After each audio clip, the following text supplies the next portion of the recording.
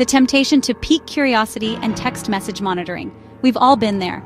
A flicker of doubt, an unanswered question.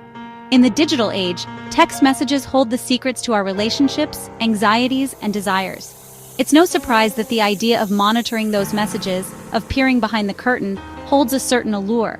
But is it possible to access someone's texts remotely without them knowing? The answer, unfortunately, is yes. Smartphones, those ubiquitous devices we rely on for everything, are surprisingly vulnerable. We trust them with our personal information, our photos, our conversations. Yet, this trust can be exploited. Hackers, jealous partners, even concerned parents might seek ways to access the wealth of information stored on these devices, and often they succeed.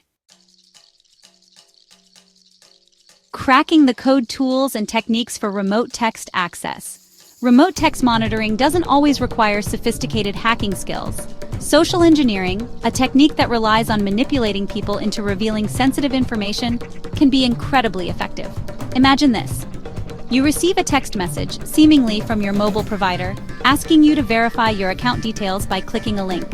You click, enter your login credentials, and voila! The hacker now has access to your messages. Another common technique involves exploiting cloud backups. Many popular messaging apps offer cloud storage options, syncing messages across devices for user convenience.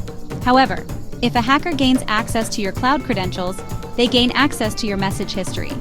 Lastly, vulnerabilities within messaging platforms themselves can be exploited. While rare, these vulnerabilities, once discovered, can be used to access messages without the user's knowledge.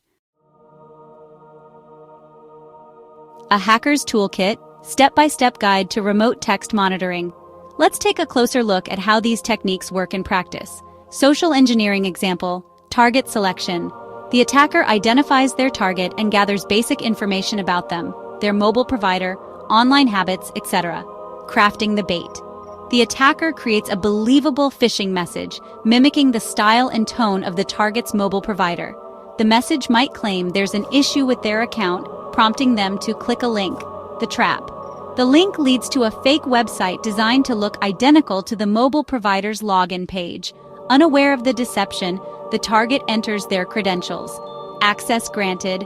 The attacker now has the target's login information and can access their messages remotely.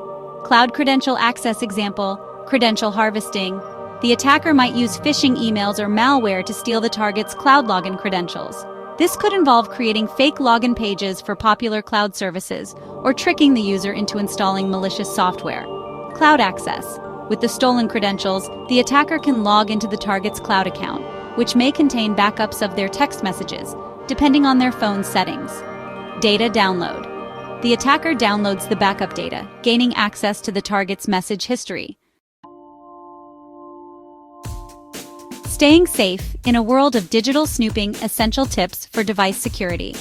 While the thought of someone reading your private messages is unsettling, there are steps you can take to protect yourself. Be wary of suspicious messages. Don't click on links or provide personal information unless you're absolutely sure of the sender's identity. Enable two-factor authentication.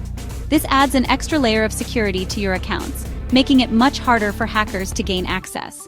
Regularly update your software. Software updates often include security patches that fix vulnerabilities. Be cautious about what you share online. The more information you share publicly, the easier it is for hackers to craft targeted attacks. Remember, in the digital age, knowledge is power. By understanding the methods used to access your private information, you can take steps to protect yourself and your privacy.